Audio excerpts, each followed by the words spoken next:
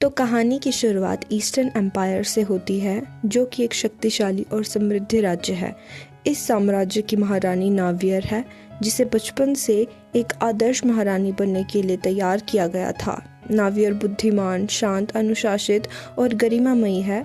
वो भावनाओं को छिपाना अच्छे से जानती है, अपने कर्तव्यों को पूरी निष्ठा से निभाती है। दरबार और प्रजा दोनों उन्हें सम्मान की दृष्टि से देखते हैं। बाहर से उनका जीवन पूरा लगता है, लेकिन अंदर से वह टूटने वाला है। एक दरबारी सभा के दौरान एम्परर सोवेशु अचानक एक घोषणा करता है।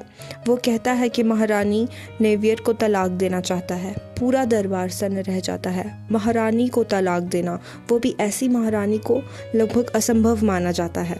लेकिन नावियर न तो रोती है न क्रोधित होती है। वो अपने सिंहासन पर सीधी बैठी रहती है, चेहरे पर कोई भाव नहीं आने देती। वर्षों की शाही शिक्षा उन्हें टूटने नहीं देती।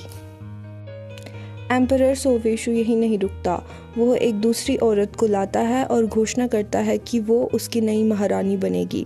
उसका नाम है राष्ट्रा। राष्ट्रा डरी सहमी सी दिखती है। उसकी आंखों में आंसू हैं, हाथ कांप रहे हैं।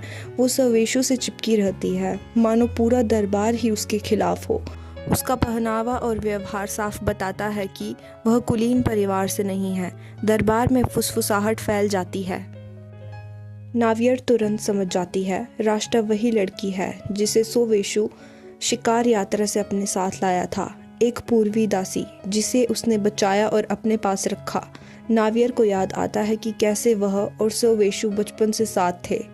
उनका विवाह प्रेम पर नहीं, बल्कि कर्तव्य और समझदारी पर आधारित था। नावियर ने कभी अपने दायित्वों पर कमी नहीं की, फिर भी उसे एक ऐसी स्त्री के लिए त्यागा जा रहा था जिसे सम्राट ने भावनाओं में चुन लिया। दरबार के कई कुलीन अंदर ही अंदर नाराज हैं। वो राष्ट्रा को साम्राज्य के लिए अयोग्य मानते हैं, लेकिन कोई भी सम्राट के विरुद्ध बोलने का साहस नहीं करता।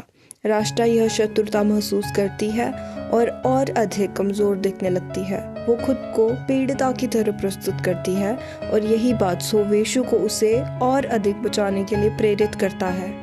सोवेशु को लगता है कि नावियर विरोध करेगी, रोएगी या विनती करेगी, लेकिन नावियर केवल एक शांत प्रश्न पूछती है, यदि मुझे तलाक दिया जाता है तो क्या मुझे पुनर्विवाह की अनुमति होगी? पूरा दरबार फिर से चौंक जाता है। सोवेशु बिना ज्यादा सोचे अनुमति दे देता है। तभी नावियर खड़ी होती है और स्पष्ट स्वर में कहती है वह तलाक स्वीकार करती है, और फिर वह घोषणा करती है कि वो वेस्टर्न किंगडम के राजकुमार हेनरी से विवाह करेगी। अब इस बार सम्राट खुद चौंका रह जाता है। उसने कभी नहीं सोचा था कि नावियर इतनी गरिमा और आत्मसम्मान के साथ उसे छोड़ देगी, और वह भी किसी दूसरे सम्राट के लिए।